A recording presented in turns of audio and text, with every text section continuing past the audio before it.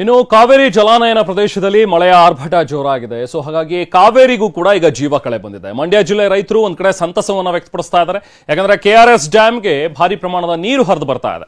ಸುಮಾರು 25,000 ಕ್ಯೂಸೆಕ್ಗೂ ಅಧಿಕ ನೀರು ಈಗ ಹರಿದು ಬರ್ತಾ ಇದೆ. ಸೊ ಗಂಟೆಗೂ ಕೂಡ KRS ನ ಒಳಹರಿವು ಹೆಚ್ಚಾಗ್ತಾ ಇದೆ. ಮಂಡ್ಯ ಜಿಲ್ಲೆ ಶ್ರೀರಂಗಪಟ್ಟಣ ತಾಲೂಕಿನಲ್ಲಿರುವಂತಹ KRS ಡ್ಯಾಂಗೆ ಈಗಾಗಲೇ 25,000 ಕ್ಯೂಸೆಕ್ಗೂ ಹೆಚ್ಚು ನೀರು ಹರಿದು ಬರ್ತಾ ಇರೋದ್ರಿಂದಾಗಿ ಆ ಭಾಗದ ಜನ ಕೂಡ ಈಗ ಖುಷಿಯಾಗಿದ್ದಾರೆ. ನಿನ್ನೆ ಬೆಳಿಗ್ಗೆ 10,121 ಕ್ಯೂಸೆಕ್ ನೀರು ಬರ್ತಾ ಇತ್ತು. ನಿನ್ನೆ ಸಂಜೆ ವೇಳೆಗೆ ಅದು 19,202ಕ್ಕೆ ಏರಿಕೆಯಾಗಿದೆ. ಸೊ ಇವತ್ತು 25,933 ಕ್ಯೂಸೆಕ್ನಷ್ಟು ಒಳಹರಿವು ಇರುವಂತದ್ದನ್ನ ನೋಡ್ತಾ ಇದ್ದೀವಿ.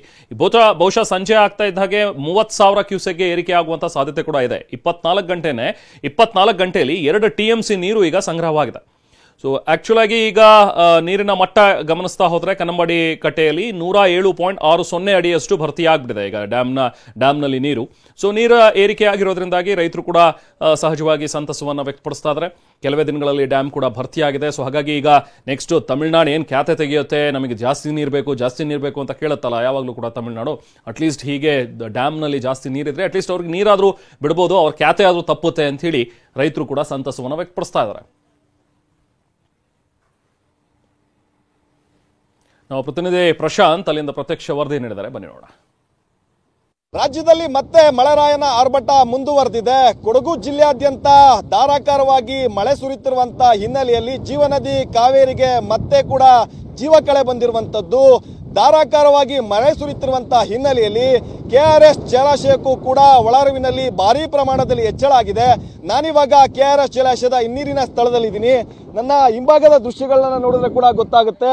ಕೆಲವೇ ದಿನಗಳ ಹಿಂದೆ ಸಂಪೂರ್ಣವಾಗಿ ಖಾಲಿಯಾಗಿದ್ದಂತ KRS ಜಲಾಶಯ ಇದೀಗ ಭರ್ತಿ ಆಗ್ತಾ ಇರುವಂತದ್ದು. ಪ್ರಮುಖವಾಗಿ ಮಂಡ್ಯ ಜಿಲ್ಲೆ ಶ್ರೀರಂಗಪಟ್ಟಣ ತಾಲೂಕಿನ KRS ಜಲಾಶಯ 124.80 ಅಡಿ ಗರಿಷ್ಠ ಸಾಮರ್ಥ್ಯವನ್ನು ಹೊಂದಿರುವಂತದ್ದು. ಇದೀಗ ಜಲಾಶಯದಲ್ಲಿ 107.60 ಅಡಿಯಷ್ಟು ನೀರು ಕೂಡ ಸಂಗ್ರಹ ಆಗಿದೆ. TMC ಲೆಕ್ಕದಲ್ಲಿ ಹೇಳುವಂತದ್ದಾದ್ರೆ 49.450 TMC ಸಾಮರ್ಥ್ಯವನ್ನು ಹೊಂದಿರುವಂತಹ ಈ ಒಂದು ಜಲಾಶಯದಲ್ಲಿ ಇದೀಗ 29.378 TMC ನೀರು ಕೂಡ ಸಂಗ್ರಹ ಆಗಿರುವಂತದ್ದು. ಕೊಡಗು ಜಿಲ್ಲೆಯಾದ್ಯಂತ ಧಾರಾಕಾರವಾಗಿ ಮಳೆಯಾಗ್ತಾ ಇದೆ. ಹೀಗಾಗಿ ಜಲಾಶಯದ ನೀರಿನ ಹರಿವಿನಲ್ಲೂ ಕೂಡ ಭಾರಿ ಪ್ರಮಾಣದಲ್ಲಿ ಹೆಚ್ಚಳ ಆಗಿದೆ. ಅದರಲ್ಲೂ ಕೂಡ ಗಂಟೆಗೂ ಕೂಡ ಸಾಕಷ್ಟು ನೀರು ಹರಿದು ಬರ್ತಾ ಇರುವಂತದ್ದು. ಪ್ರಮುಖವಾಗಿ ನಿನ್ನೆ ಬೆಳಗ್ಗೆ 10,000 ಕ್ಯೂಸೆಸ್ ನೀರು ಹರಿದು ಬರ್ತಾ ಇತ್ತು. ನಿನ್ನೆ ಸಂಜೆ ವೇಳೆಗೆ 19,000 ಕ್ಯೂಸೆಸ್ಗೆ ಹೋಗಿತ್ತು. ಆದರೆ ಇದೀಗ ಜಲಾಶಯಕ್ಕೆ ಬರೋಬ್ಬರಿ 26,000 ಕ್ಯೂಸೆಸ್ ನೀರು ಕೂಡ ಹರಿದು ಬರ್ತಾ ಇರುವಂತದ್ದು. ಇದೇ ರೀತಿ ಮಳೆ ಮುಂದುವರೆದ್ರೆ ಸಂಜೆ ವೇಳೆಗೂ ಕೂಡ ಈ ಒಂದು ಕ್ಯೂಸೆಸ್ ಅಂದ್ರೆ 30,000ಕ್ಕೂ ಹೆಚ್ಚು ಕ್ಯೂಸೆಸ್ ನೀರು ಈ ಒಂದು ಜಲಾಶಯಕ್ಕೆ ಹರಿದು ಬರುತ್ತೆ. ಪ್ರಮುಖವಾಗಿ 24 ಗಂಟೆಗಳಲ್ಲಿ 2 TMC ನೀರು ಕೂಡ ಸಂಗ್ರಹ ಆಗಿದೆ. ಇದೇ ರೀತಿ ಮುಂದುವರೆದ್ರೆ ಜಲಾಶಯ ಸಂಪೂರ್ಣವಾಗಿ ಇನ್ನೇನು ಕೆಲವೇ ದಿನಗಳಲ್ಲೂ ಕೂಡ ಭರ್ತಿ ಆಗುತ್ತೆ. ಕೆಲವೇ ದಿನಗಳ ಹಿಂದೆ ಮಳೆ ಇಲ್ಲದೆ ಸಂಪೂರ್ಣವಾಗಿ ಈ ಒಂದು ಪ್ರದೇಶ ಖಾಲಿಯಾಗಿತ್ತು. ರೈತರು ಸಂಕಷ್ಟಕ್ಕೆ ಸಿಲುಕಿದ್ರು. ಪ್ರಮುಖವಾಗಿ ಕುಡಿಯೋ ನೀರು ಕೂಡ ಈ ಒಂದು ಜಲಾಶಯ ಆಧಾರವಾಗಿರುವಂತದ್ದು. ಮಳೆ ಆಗುತ್ತೋ ಇಲ್ಲೋ ಅನ್ನೋಂತ ಒಂದು ಆತಂಕ ಕೂಡ ಎದುರಾಗಿತ್ತು. ಇದೀಗ ಧಾರಾಕಾರವಾಗಿ ಮಳೆ ಸುರಿಯುತ್ತಿರುವಂತಹ ಹಿನ್ನೆಲೆಯಲ್ಲಿ ಜಲಾಶಯದ ನೀರಿನ ಮಟ್ಟ ಗಂಟೆಗೂ ಕೂಡ ಹೆಚ್ಚಳ ಆಗ್ತಾ ಇದೆ. ಒಂದ್ ಕಡೆ ಈಗಾಗಲೇ ನಾಲೆಗಳಿಗೂ ಕೂಡ ನೀರನ್ನು ಹರಿಸಲಾಗಿರುವಂತದ್ದು. ಈ ಒಂದು ಜಲಾಶಯ 100 ಅಡಿಗೆ ಭರ್ತಿ ಆದ್ರೆ ಬೆಳೆಗಳಿಗೂ ಕೂಡ ನೀರನ್ನು ಹರಿಸಲಾಗುತ್ತೆ ಅಂತೇಳಿ ಸರ್ಕಾರ ಈಗಾಗಲೇ ತಿಳಿಸಿದೆ. ಮತ್ತೊಂದ್ ಕಡೆ ತಮಿಳುನಾಡು ಕೂಡ ಖ್ಯಾತಿಯನ್ನ ತೆಗೆದಿರುವಂತದ್ದು.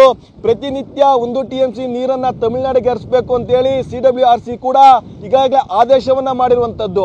ಒಂದ್ ಕಡೆ ಸರ್ಕಾರ ಕೂಡ ಸಂಕಷ್ಟಕ್ಕೆ ಸಿಲುಕಿತ್ತು. ಆದ್ರೆ ಕೊಡಗು ಜಿಲ್ಲೆಯಾದ್ಯಂತ ನಿರಂತರವಾಗಿ ಮಳೆಯಾಗ್ತಿರುವಂತಹ ಹಿನ್ನೆಲೆಯಲ್ಲಿ KRS ಜಲಾಶಯದ ನೀರಿನ ಪ್ರಮಾಣದಲ್ಲಿ ಸಾಕಷ್ಟು ಹೆಚ್ಚಳ ಆಗಿದೆ. ಗಂಟೆಗೂ ಕೂಡ ನೀರಿನ ಪ್ರಮಾಣ ಹೆಚ್ಚಳವಾಗ್ತಿರುವಂತದ್ದು. ಇದೇ ರೀತಿ 25,000ಕ್ಕೂ ಹೆಚ್ಚು ನೀರು ಹರಿದು ಬಂದ್ರೆ ಜಲಾಶಯ ಇನ್ನ ಕೇವಲ 1 ದಿನಗಳಲ್ಲಿ 110 ಅಡಿಗೂ ಕೂಡ ತಲುಪುತ್ತೆ. ಇದೇ ರೀತಿ ಮಳೆ ಕೂಡ ಮುಂದುವರೆದ್ರೆ ಕೆಲವೇ ದಿನಗಳಲ್ಲೂ ಕೂಡ ಸಂಪೂರ್ಣವಾಗಿ KRS ಜಲಾಶಯ ಭರ್ತಿಯಾಗೋದ್ರೆ ಇಲ್ಲಿ ಯಾವುದೇ ರೀತಿಯ ಅನುಮಾನ ಇಲ್ಲ. ಒಂದ್ ಕಡೆ ಇದು ರೈತರ ಸಂತಸಕ್ಕೂ ಕೂಡ ಕಾರಣ ಆಗುತ್ತೆ. ಕ್ಯಾಮ್ರಾ ಪರ್ಸನ್ ಗುರುರಾಜ್ ಜೊತೆ ಪ್ರಶಾಂತ್, TV9 ಮಂಡ್ಯ. ಇನ್ನು ಹಾಸನ ಜಿಲ್ಲೆ ಮಲೆನಾಡು ಭಾಗದಲ್ಲೂ ಕೂಡ ನಿಲ್ತಾ ಇಲ್ಲ, ಮಳೆ ಜೋರಾಗಿ ಸುರಿತಾ ಇದೆ. ಅದರಿಂದಾಗಿ ಹೇಮಾವತಿ ಜಲಾಶಯಕ್ಕೆ ಒಳಹರಿವು ಕೂಡ ಹೆಚ್ಚಾಗಿದೆ. ಹೇಮಾವತಿ ಡ್ಯಾಂಗೆ ಸುಮಾರು 14,027 ಕ್ಯೂಸೆಕ್ನಷ್ಟು ಒಳಹರಿವು ಜಾಸ್ತಿ ಆಗಿದೆ. ಹಾಸನ ತಾಲೂಕಿನ ಗೊರೂರು ಬಳಿ ಇರುವಂತಹ ಹೇಮಾವತಿ ಡ್ಯಾಮ್ ಸುಮಾರು 37 TMCಯಷ್ಟು ನೀರಿನ ಸಾಮರ್ಥ್ಯ ಇರುವಂತಹ ಡ್ಯಾಮ್ ಇದು. ಸೊ ಈಗಾಗಲೇ 23.83ರಷ್ಟು TMC ನೀರು ಸಂಗ್ರಹವಾಗಿದೆ.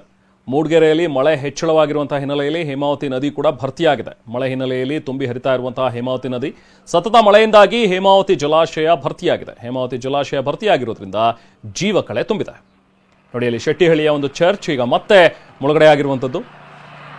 ಯಾವಾಗಲೂ ಕೂಡ ಹೆಚ್ಚಿನ ಮಳೆ ಬಂದಾಗ ಡ್ಯಾಮ್ನಲ್ಲಿ ನೀರು ಜಾಸ್ತಿ ತುಂಬಿದಾಗ ಈ ಶೆಟ್ಟಿಹಳ್ಳಿ ಚರ್ಚ್ ಸಂಪೂರ್ಣವಾಗಿ ಮುಳುಗಡೆ ಆಗುತ್ತೆ. ಮತ್ತೆ ನೀರು ಬರಿದಾದಾಗ ಶೆಟ್ಟಿಹಳ್ಳಿ ಚರ್ಚ್ ಕಾಣಿಸುತ್ತೆ ಎದ್ದು. ಸೊ ಈಗ ಮುಳುಗಡೆ ಆಗಿರುವಂಥದ್ದನ್ನು ನೋಡ್ತಾ ಇದ್ದೀವಿ. ಸ್ಥಳದಿಂದ ನಾವು ಪ್ರತಿನಿಧಿ ಮಂಜುನಾಥ್ ಪ್ರತ್ಯಕ್ಷ ವರದಿ ನೀಡಿದ್ದಾರೆ, ಬನ್ನಿ ನೋಡೋಣ. ಹಾಸನ ಜಿಲ್ಲೆಯ ಮಲೆನಾಡು ಭಾಗದಲ್ಲಿ ಮಳೆಯ ಅಬ್ಬರ ಮತ್ತಷ್ಟು ಜೋರಾಗಿದೆ. ಇದರಿಂದಾಗಿ ಜಿಲ್ಲೆಯ ಜೀವನದಿ ಹೇಮಾವತಿಯ ಜಲಾಶಯಕ್ಕೆ ಬರ್ತಕ್ಕಂಥ ನೀರಿನ ಹರಿವಿನ ಪ್ರಮಾಣ ಕೂಡ ಹೆಚ್ಚಾಗಿದೆ. ಕೇವಲ 1 ತಿಂಗಳ ಹಿಂದೆಷ್ಟೇ ಸಂಪೂರ್ಣವಾಗಿ ಬರಿದಾಗಿದ್ದಂಥ ಜಲಾಶಯದಲ್ಲಿ ಈಗ ನೀರು ಹೆಚ್ಚಿನ ಪ್ರಮಾಣದಲ್ಲಿ ತುಂಬುತ್ತಾ ಇದೆ. ನಾವು ನೋಡ್ಬೋದು, ಹೇಮಾವತಿ ಜಲಾಶಯದ ಹಿಂದಿನಲ್ಲಿದ್ದೇವೆ. ಹೇಮಾವತಿ ಜಲಾಶಯ ಅಂತ ಹೇಳಿದ್ರೆ ಕಾವೇರಿ ಕೊಳದ ಪ್ರಮುಖವಾಗಿರ್ತಕ್ಕಂಥ ಜಲಾಶಯ. ಅಂದರೆ ಸುಮಾರು 37 TMCಯಷ್ಟು ನೀರಿನ ಸಂಗ್ರಹ ಸಾಮರ್ಥ್ಯ ಇರ್ತಕ್ಕಂಥ ಜಲಾಶಯದಲ್ಲಿ ಕೇವಲ 1 ತಿಂಗಳ ಹಿಂದಷ್ಟೇ ಕೇವಲ 10 TMCಯಷ್ಟು ನೀರು ಸಂಪೂರ್ಣವಾಗಿ ಕುಸಿದು ಹೋಗಿತ್ತು. ಆದರೆ ಇವತ್ತು ನೋಡಿದ್ರೆ ಜಲಾಶಯದಲ್ಲಿ 23 TMCಯಷ್ಟು ನೀರು ಸಂಗ್ರಹ ಆಗಿರ್ತಕ್ಕಂಥದ್ದು. ಕಳೆದ ವರ್ಷ ಇದೇ ದಿನ ಕೇವಲ 16 TMC ನೀರಿತ್ತು. ಅಂದರೆ ಈ ಕಳೆದ ವರ್ಷಕ್ಕೂ ಈ ವರ್ಷಕ್ಕೂ ಹೋಲಿಸ್ಕೊಂಡ್ರೆ ಸುಮಾರು 7 ರಿಂದ 8 TMC ನೀರು ಹೆಚ್ಚಿಗೆ ಸಂಗ್ರಹ ಆಗಿರ್ತಕ್ಕಂಥದ್ದು. ಕಳೆದ 15 ದಿನಗಳಿಂದ ಮಲೆನಾಡು ಭಾಗದಲ್ಲಿ ಅಂದರೆ ಆಲೂರು, ಬೇಲೂರು, ಸಕಲೇಶಪುರ ಸೇರಿದಂತೆ ಚಿಕ್ಕಮಗಳೂರು ಜಿಲ್ಲೆಯ ಮೂಡಿಗೆರೆ ಭಾಗದಲ್ಲಿ ಹೆಚ್ಚಿನ ಮಳೆಯಾದರೆ ಹೇಮಾವತಿ ನದಿಗೆ ಹೆಚ್ಚಿನ ಪ್ರಮಾಣದ ನೀರು ಹರಿದು ಬರುತ್ತೆ. ಹಾಗಾಗಿನೇ ಕಳೆದ 2 ದಿನಗಳಿಂದ ಸುಮಾರು 13 ರಿಂದ 14 ಸಾವಿರದಷ್ಟು ನೀರಿನ ಒಳಹರಿವು ಕ್ಯೂಸೆಕ್ಸ್ ಅಷ್ಟು ನೀರಿನ ಒಳಹರಿವಿದೆ. ಇವತ್ತು 14,027 ಕ್ಯೂಸೆಕ್ಸ್ ನೀರಿನ ಒಳಹರಿವು ಜಲಾಶಯಕ್ಕೆ ಬರ್ತದೆ. ನಾವು ನೋಡಬಹುದು, ಅಲ್ಲೊಂದು ಚರ್ಚ್ ಕೂಡ ಇದೆ, ಫ್ಲೋಟಿಂಗ್ ಚರ್ಚ್ ಅಂತ ಹೇಳಿ ಕರೀತಾರೆ. ಸೊ ಆ ಚರ್ಚ್ ಏನು ಕಟ್ತಿದೆ ಈಗ ನೀರಿನಲ್ಲಿ ಮುಳುಗೋಗಿದೆ. ಕೇವಲ 1 ತಿಂಗಳ ಹಿಂದಷ್ಟೇ ಆ ಚರ್ಚಿನಿಂದ ಸುಮಾರು 50 ಮೀಟರ್ ಅಷ್ಟು ದೂರದ ಕೆಳಗಡೆ ಅಷ್ಟು ಕೂಡ ಸಂಪೂರ್ಣವಾಗಿ ನೀರು ಖಾಲಿಯಾಗಿ ಹೋಗಿತ್ತು. ಆದರೆ ಈಗ ನೀರು ತುಂಬುತ್ತಾ ಇದೆ ಜಲಾಶಯದಿಂದ. ಕಳೆದ ವರ್ಷದ ಭೀಕರ ಬರಗಾಲ ಏನಿತ್ತು ಅದರಿಂದಾಗಿ ಜಲಾಶಯ ಸಂಪೂರ್ಣವಾಗಿ ಬರದಾಗಿ ಹೋಗಿತ್ತು. ಆದರೆ ಈ ವರ್ಷ ಜಲಾಶಯ ನಿಧಾನವಾಗಿ ಭರ್ತಿ ಆಗ್ತಾ ಇದೆ. ಕಳೆದ 1-2 ವಾರಗಳಿಂದ ನಿರಂತರವಾಗಿ ಮಳೆ ಸುರಿತಿರ್ತಕ್ಕಂಥ ಹಿನ್ನೆಲೆಯಲ್ಲಿ ಜಲಾಶಯಕ್ಕೆ ನೀರಿನ ಪ್ರಮಾಣವೂ ಕೂಡ ಹೆಚ್ಚಿನ ಪ್ರಮಾಣದಲ್ಲಿ ಜಲಾಶಯದಲ್ಲಿ ಇರ್ತಕ್ಕಂಥದ್ದು ಗರಿಷ್ಠ ನೀರಿನ ಸಂಗ್ರಹ ಸಾಮರ್ಥ್ಯ 2,922 ಅಡಿಗಳಷ್ಟು ಸಂಗ್ರಹ ಸಾಮರ್ಥ್ಯ ಇದೆ. ಅದರಲ್ಲಿ ಇವತ್ತಿಗೆ 2,906 ಅಡಿಗಳಷ್ಟು ನೀರು ಸಂಗ್ರಹ ಆಗಿದೆ. ಅಂದರೆ ಸುಮಾರು 23 TMCಯಷ್ಟು ನೀರಿನ ಸಂಗ್ರಹ ಇದೆ. ಅದರಲ್ಲಿ ಲೈವ್ ಕೆಪಾಸಿಟಿ 14 TMC ನೀರಿದೆ. ಸೊ ಇದರಲ್ಲಿ ಹೊರಹರಿವನ್ನು ಈಗ ಸದ್ಯಕ್ಕಂತೂ ಬಿಡ್ತಾ ಇಲ್ಲ. ಸೊ ನಿರಂತರವಾಗಿ ಮಳೆ ಬರ್ತದೆ. ಅದರಲ್ಲೂ ಕೂಡ ಕಳೆದ 2 ದಿನಗಳಿಂದ ರಾಜ್ಯದಲ್ಲಿ ಬೇರೆ ಬೇರೆ ಭಾಗದಲ್ಲಿ ಹೆಚ್ಚಿನ ಪ್ರಮಾಣದಲ್ಲಿ ಮಳೆ ಆಗತಕ್ಕಂಥ ಅಲರ್ಟ್ ಅನ್ನು ಕೂಡ ಹವಾಮಾನ ಇಲಾಖೆ ಕೊಟ್ಟಿದೆ. ಹಾಸನ ಜಿಲ್ಲೆಗೂ ಕೂಡ ಯೆಲ್ಲೋ ಅಲರ್ಟ್ ಅನ್ನು ಕೊಡಲಾಗಿದೆ. ಅದರಲ್ಲಿ ಹಾಸನ ಜಿಲ್ಲೆಯ ಆಲೂರು, ಬೇಲೂರು, ಸಕಲೇಶಪುರ, ಅರಕಲಗೂಡು ತಾಲೂಕಿನಲ್ಲಿ ಒಟ್ಟು 4 ತಾಲೂಕಿನ ಶಾಲೆಗಳಿಗೆ ರಜೆಯನ್ನು ಕೂಡ ಘೋಷಣೆ ಮಾಡಲಾಗಿದೆ. ಸೊ ಅಂದರೆ ಮಳೆ ಹೆಚ್ಚಾಗಬಹುದು, ಮಳೆಯಿಂದಾಗಿ ಅನಾಹುತಗಳಾಗಬಹುದಂತ ಮುನ್ನೆಚ್ಚರಿಕಾ ಕ್ರಮವಾಗಿ ಕೆಲವೊಂದು ಕ್ರಮಗಳನ್ನು ಜಿಲ್ಲಾಡಳಿತ ಕೂಡ ಕೈಗೊಂಡಿದೆ. ಸೊ ಮಳೆ ಈಗಲೂ ಕೂಡ ಮುಂದುವರಿತಾ ಇದೆ. ಮಳೆ ಮುಂದುವರಿತಕ್ಕಂಥ ಹಿನ್ನೆಲೆಯಲ್ಲಿ ಜಲಾಶಯಕ್ಕೆ ಬರ್ತಕ್ಕಂಥ ನೀರಿನ ಪ್ರಮಾಣ ಕೂಡ ಹೆಚ್ಚಾಗ್ತಾ ಇದೆ. ಕ್ಯಾಮರಾಮನ್ ಮಹೇಶ್ ಜೊತೆ ಮಂಜುನಾಥ್, KB, TV9 ಹಾಸನ.